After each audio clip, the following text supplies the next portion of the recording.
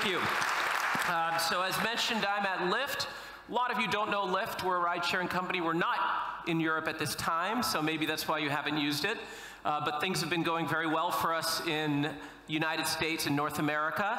But I'm here to talk not about Lyft as much, more about where do we see the world going around transportation. It is one of the most important pieces of our world. We think about transportation every day. We use transportation every day. And it is going through a fundamental change that probably wasn't the case since the 1900s early on. So if we go back in history to look at the future, it's always good to look at the past. And this is the thing that really caused one of the last transportation revolutions. It was the car.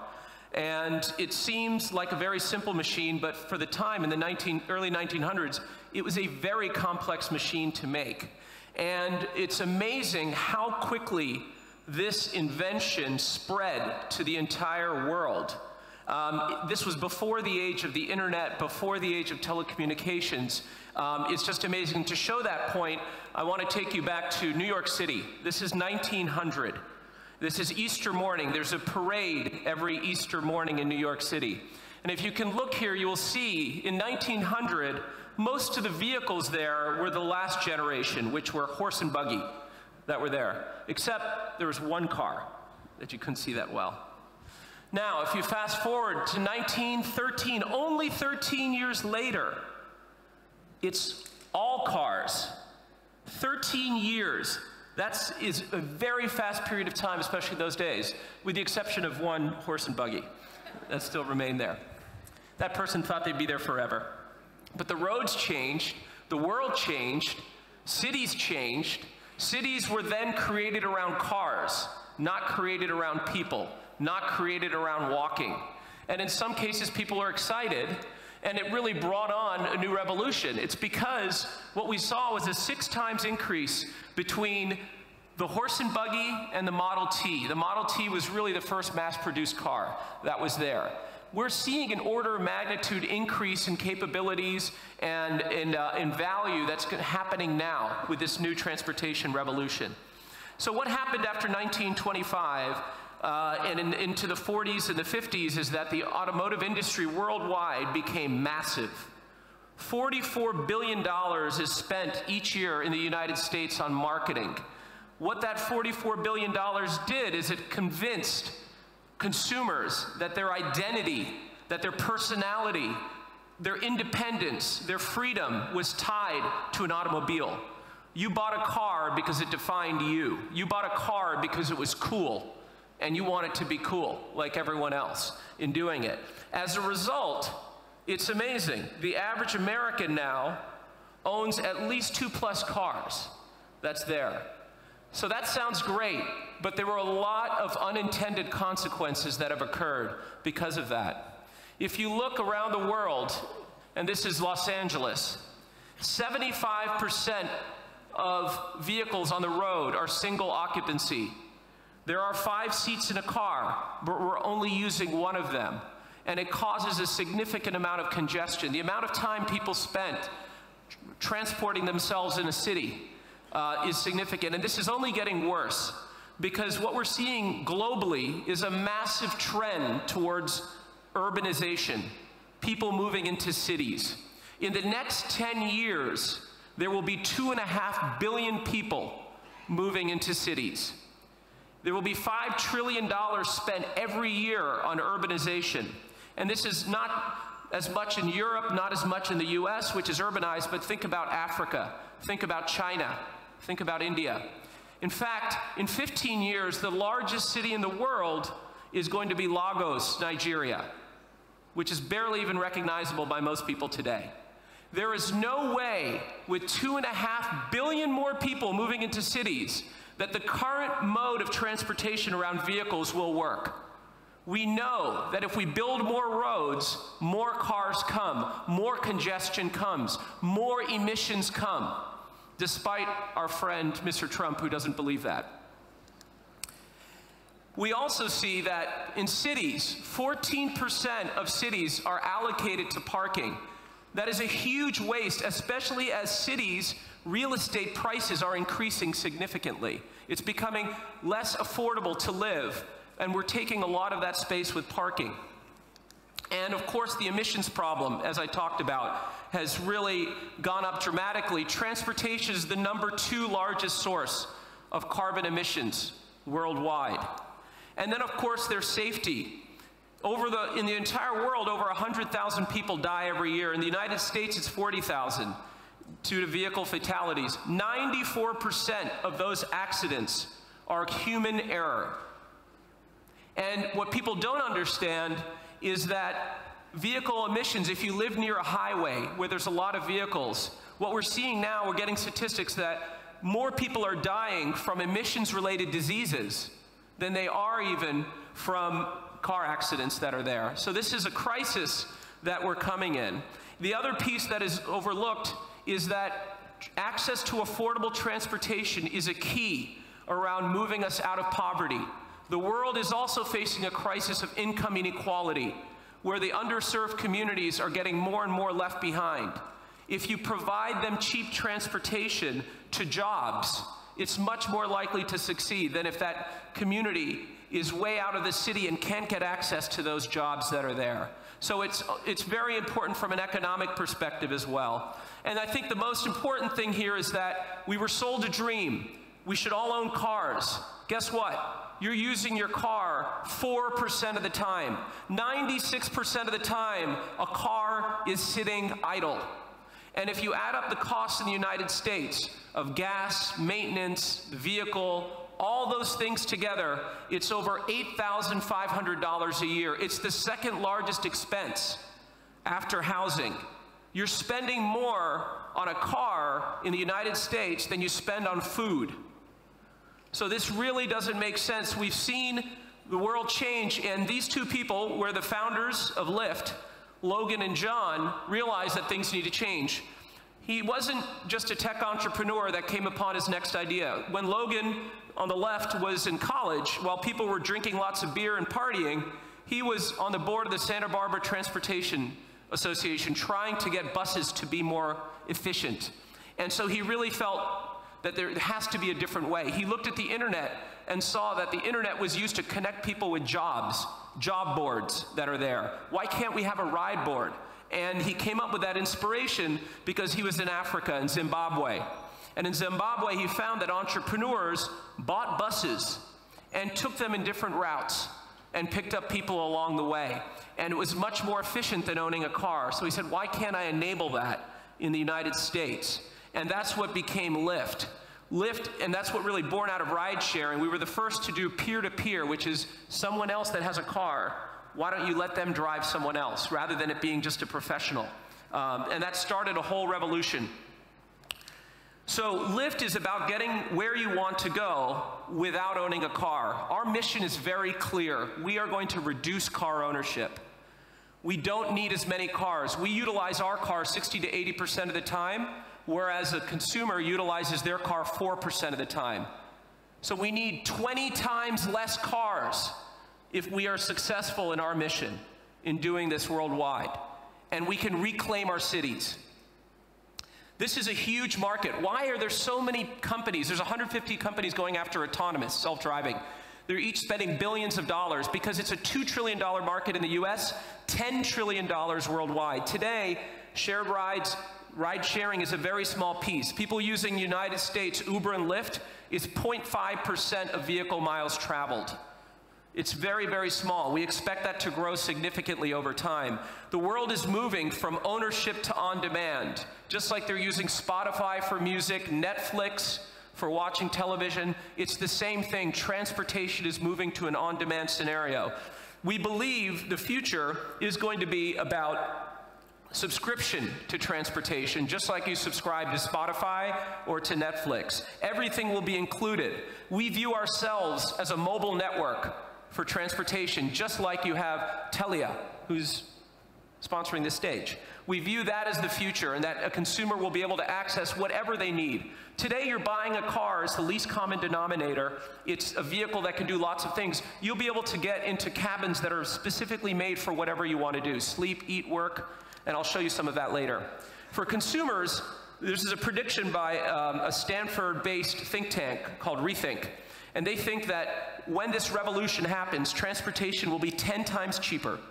It'll result in a huge gain for households back of income. And they think that up to 95% of miles can be served by this key here about transportation as a service. So what is transportation as a service? We think it is really about 4 things. All 4 need to happen. It's not enough that we just go to a self-driving future. We need to have on-demand. We need to have autonomous, which is self-driving, because it lowers the cost, and I'll explain that more. Shared, which is people sharing vehicles. It's very important. Otherwise, you'll just have more vehicles on the road. And move to 100% electric, and I'll make the case for each of these. So on the connected piece, which is on demand, this has been the growth of Lyft in how many rides each year we're getting. We are not slowing down. It's only been increasing significantly in the US, and it's increasing worldwide as well. We look at coverage. 95% of North Americans, including Canadians, have access. Why autonomous? These are the 4 things that matter in ride sharing. Safety, reliability, which is, am I going to get a car in 3 minutes? Affordability, is it cheap? Can I get there cheaper than I can by owning a car? And experience as well. Is it clean? Is it comfortable? Can I get what I want to get done in the vehicle? All 4 things are enhanced and made better in a self-driving world. It's safer, it's reliable because you know it's going to get there, it's a robot. And we can bring the cost down because you remove the labor cost of the driving that's there. We think this rollout of self-driving is going to take a lot of time. It's not going to happen overnight. We are live today in Las Vegas. If you go there and order a Lyft, there are self-driving cars that can pick you up and take you between the hotels. So that it has begun. Waymo, which is part of Google, is one of our partners, and they're live without drivers, without a safety driver in Arizona as well. But it's going to take time because the systems get smarter as they learn more about each area. How you drive in Vilnius is different than how you drive in London, is different than how you drive in Mumbai. And the systems have to learn. So it will be a gradual rollout, just like we moved from 3G in mobile to 4G and LTE. That's the way it's going to go. And so we think it's important to have human drivers that can give you that 3-minute wait time.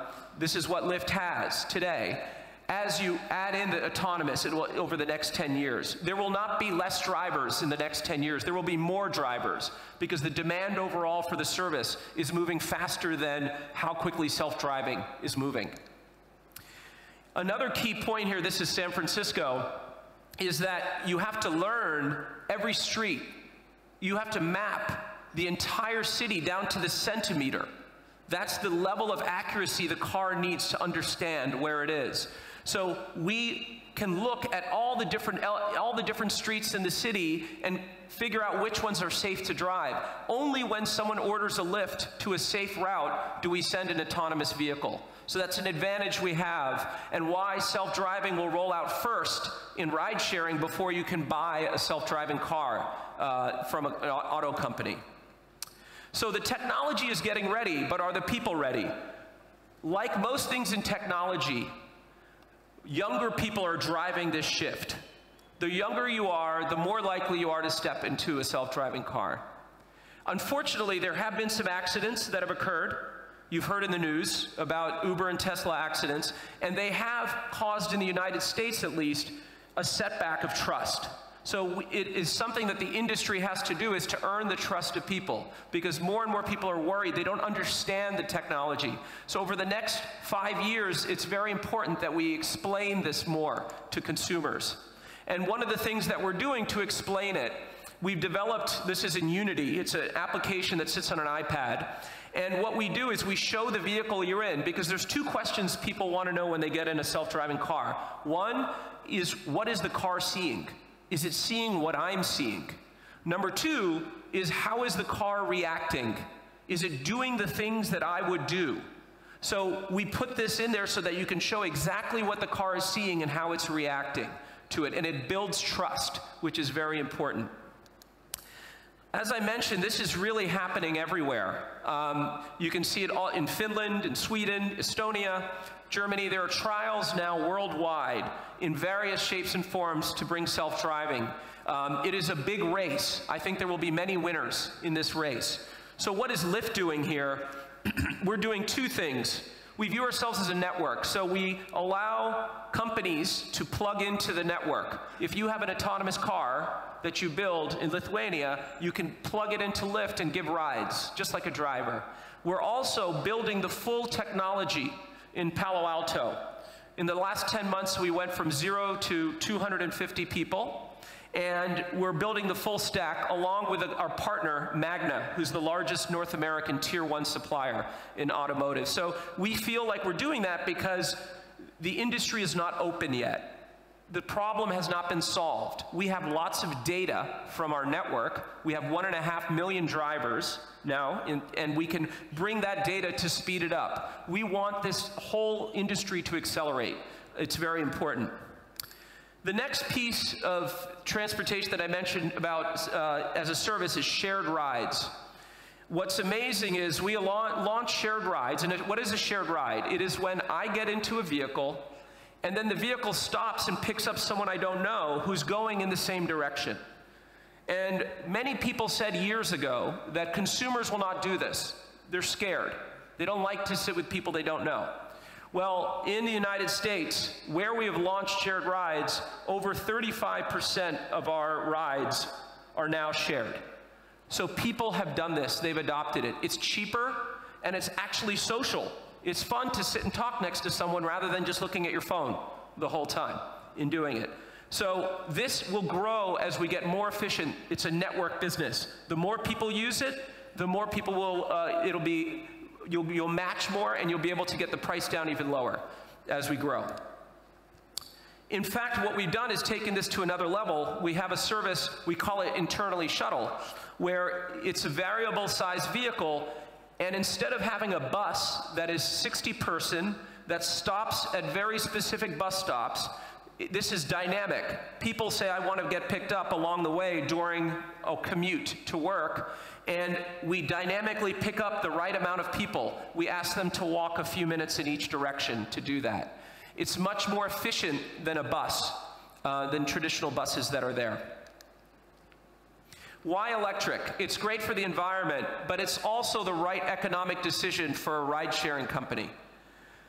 Electric vehicles can last 3 to 4 times longer than a gas vehicle because they have less moving parts. They can have as few as 20 parts in the engine versus 10,000 in a gas engine. So that brings the cost down. We also are utilizing the vehicle so much so that we can put the chargers where they need to be, and we can make that work. As a consumer, you buy an electric car, but you're not sure where you can charge it. That's not an issue because we know exactly where the rides are. In fact, what we did is we have created a simulator where we bring in these variables, like the battery, the number of rides, and then we know exactly in every city in North America where to put the charging stations to service the fleet.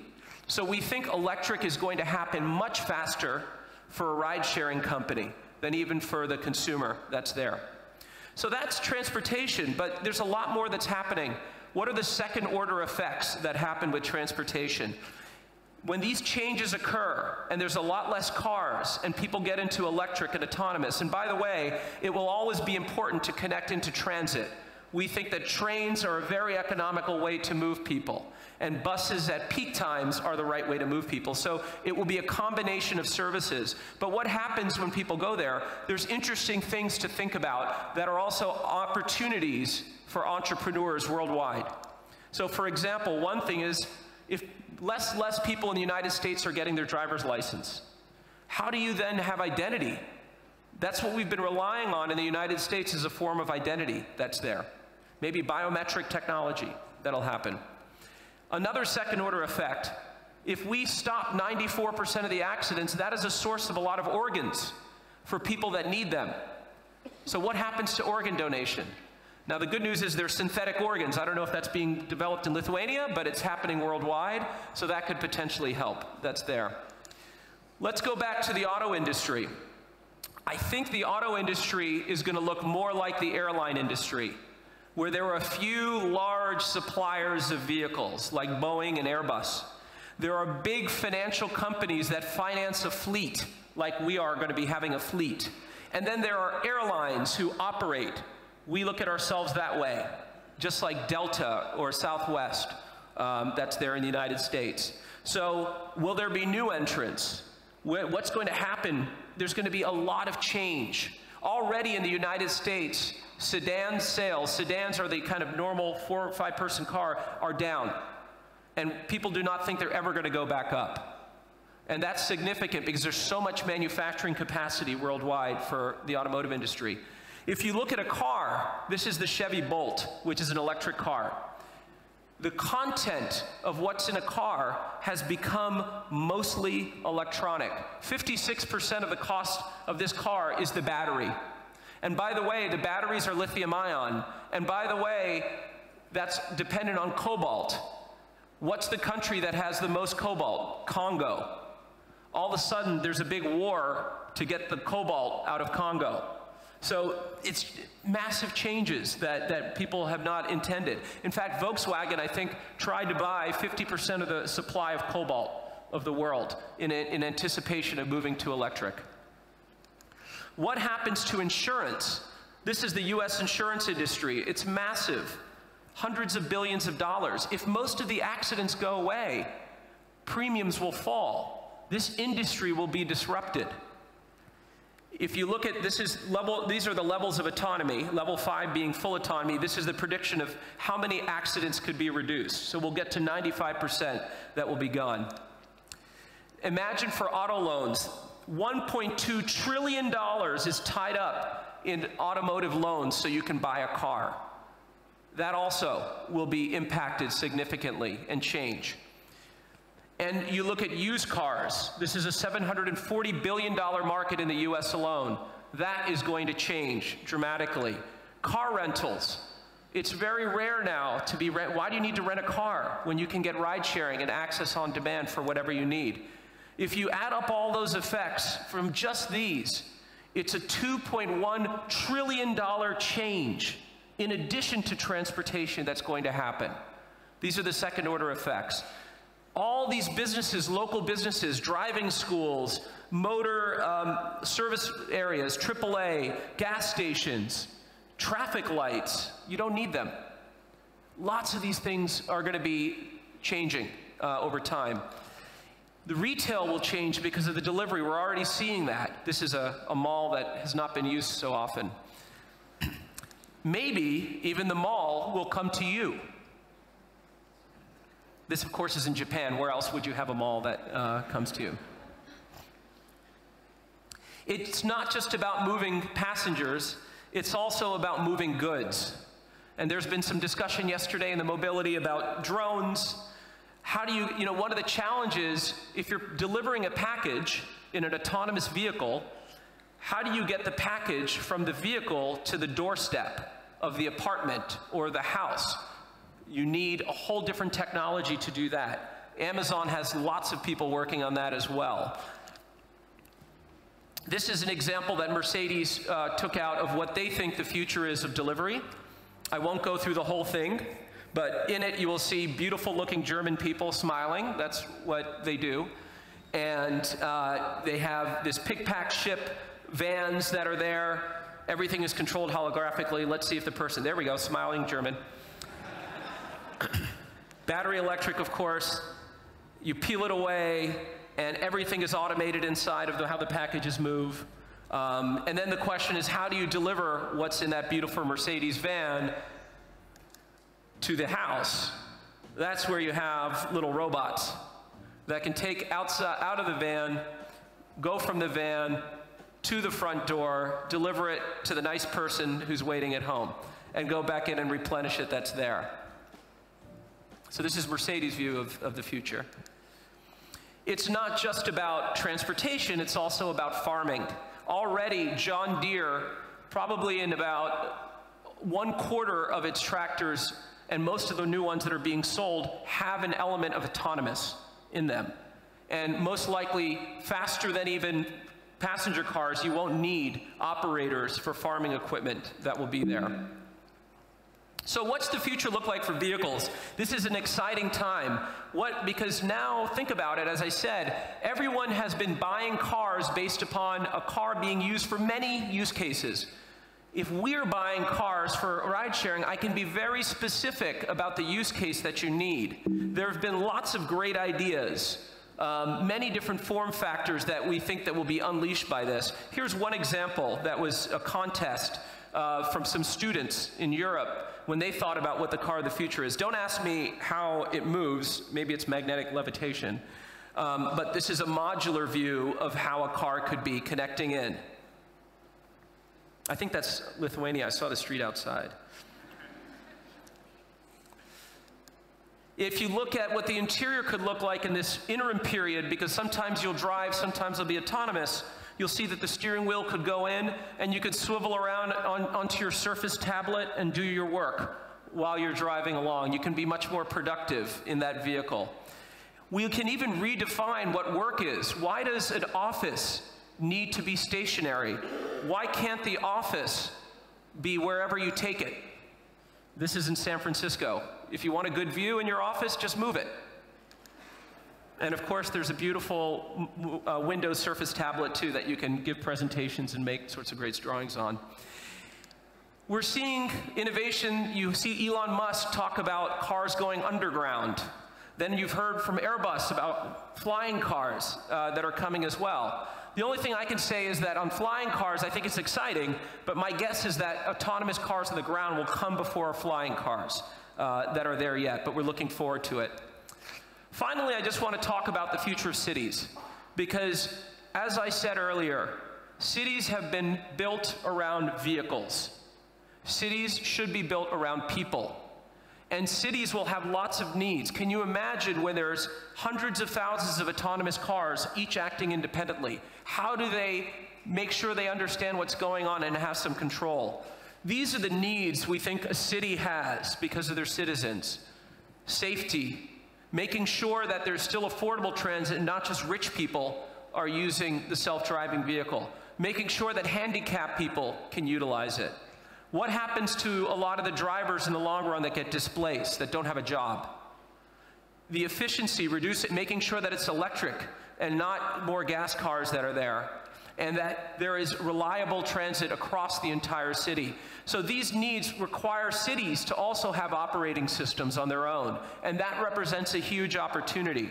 The revenue that a city takes in will change. The mayor of Los Angeles told us that there's over $150 million a year that will be gone because of traffic violations, parking tickets, and this revenue funds the police, funds the school, funds emergency services. So they need to rethink how they're going to generate revenue. Gasoline tax is not going to be as effective as it was. So we think that city planning can be reimagined. You can reclaim parking spaces, what we're seeing in Barcelona, what we're seeing in Copenhagen. This is a little car, this is a zipper, it's called, and it changes the lanes. You don't need to have vehicles that do this because the vehicles will know which lanes to go in that are there. We think that cities can be reimagined so that there will be more people walking, more people bicycling or scooting, whatever they end up doing, and there will be autonomous vehicles that are moving that are far less taking up space than they are. So there's a real big opportunity to change as we develop and how we urbanize. So we're excited about this future. We think that it'll be a more green future. It'll be a better future around transportation. And there's so much work to do. I ask you all to come and join us in making this a reality because we need all the help we can get. Thank you.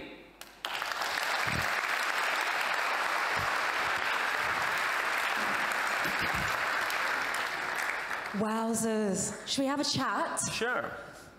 That was really interesting. Which chair would you like? There we go. I say that, this is my chair. I like to pretend that I'm being hospitable, but this one's mine. What I find really interesting about that is not just the impact in terms of, you know, the transportation industry itself, but actually how that then starts to impact outside of the industry, revenue streams for economies and so on and so forth. Which economies do you think are going to be most impacted by what I'm now going to term the transportation revolution, because it sounds cool. There you go. You made it up. I just made it up. All right. Heard it here first. You know, it's interesting. You would think that it would be the more developed economies, like Vilnius or London or New York or Chicago, but I think there's a real opportunity. As I mentioned, Lagos will be the biggest city in the next 15 years. They don't have any legacy systems.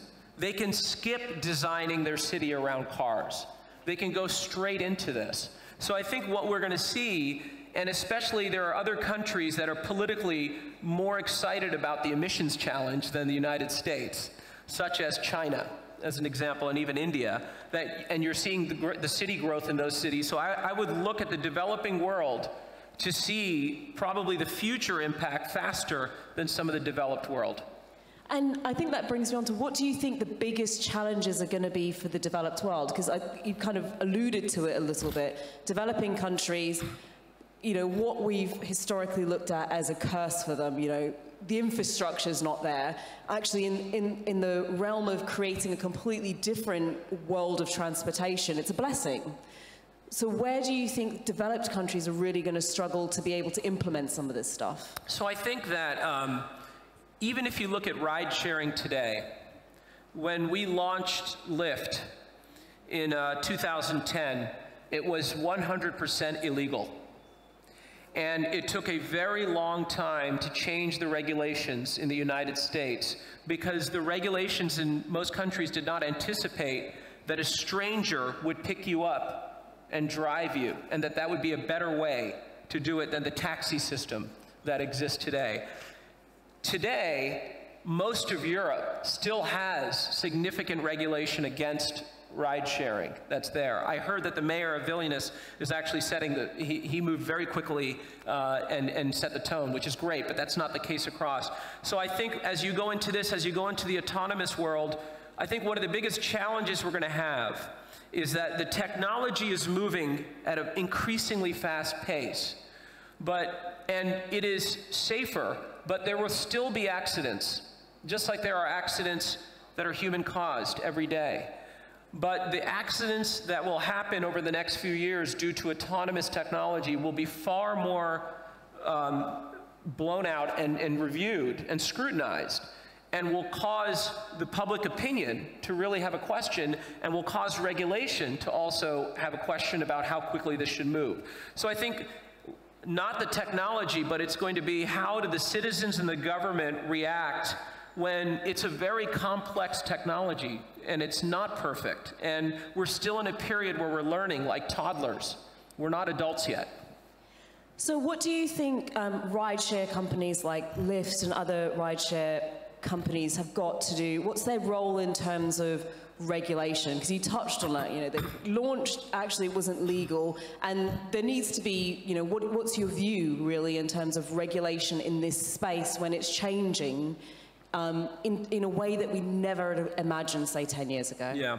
So we learned that the work that we were doing in ride sharing is so intertwined with the city that you cannot ignore it. We hired 30 people just to do city relations when we started, and we worked closely to make it the regulations change, and we worked in partnership. That's what we have to do now at cities too. The good news is that cities went through this mini revolution of ride sharing. Now this big revolution, I think they're more realizing that they're ready for, okay, there's more change coming, how can we collaborate to work through it? So it is going to take a lot of public-private cooperation to make this happen. And it's going to take the industry, and it's not just us, but it's all the people that are touching mobility to be giving the same message. And if you have a few bad actors, it's not going to help, it's going to bring everyone down. So you touched on something earlier that I want to kind of come back to, which was around some of the revenue streams for cities. And when you're having this revolution of taking cars off the streets, which effectively takes money out of the council city's pocket, how do you work with them when what you're saying is, come help us and make less money? Yeah, so I think inevitably the city is going to need revenue to operate. We think that the types of revenue that they're going to collect are going to change. We are not opposed if the city were to have a tax on transportation, as long as they do it across the board. If they're only going to be taxing ride sharing but not people that own cars, that's the opposite effect, which some cities in the United States are doing. They're no way doing that. Yeah, so this is a challenge because because there are lobbying forces that are there. So we think that the government needs its revenue to do it. It has to rethink how they're collecting it. Is it based upon consumption? You know, and I was in Auckland, New Zealand, and I was amazed how incredibly advanced that city is. They are going to a system where every road is dynamically tolled based upon the congestion. So before you give yourself a ride in your own car, just like you would with Lyft, you would say, what's my origin and destination? And it would give you options of different prices depending on how you want to trade time and money to do it. And that's a very interesting way. It impacts everyone that's trying to move in doing it. So there's a real opportunity for cities to reconsider where that revenue comes from and how it's now measured in a changing world. How do you then relate to the large petrol and gasoline companies? I mean, they make a lot of money out of selling us petrol for our cars. And you know, if transportation changes quite significantly, surely you're a threat. Yeah, so before I get into gasoline, I did want to mention also about, yes, the revenue will change for a city, but at the same time, there are second-order effects that are extremely positive that will cause them to spend less. For example, if we reduce the number of accidents by 94%, those are very costly for emergency services, for healthcare subsidization. If we reduce the amount of emissions, we'll reduce the diseases related to emissions. We'll reduce the impact of climate change, which is trillions and trillions. So I think that we will see some of those effects. It may be hard to ascribe them to the transportation revolution, but they will be there. So now let me go back to what you were saying about petrol and gas.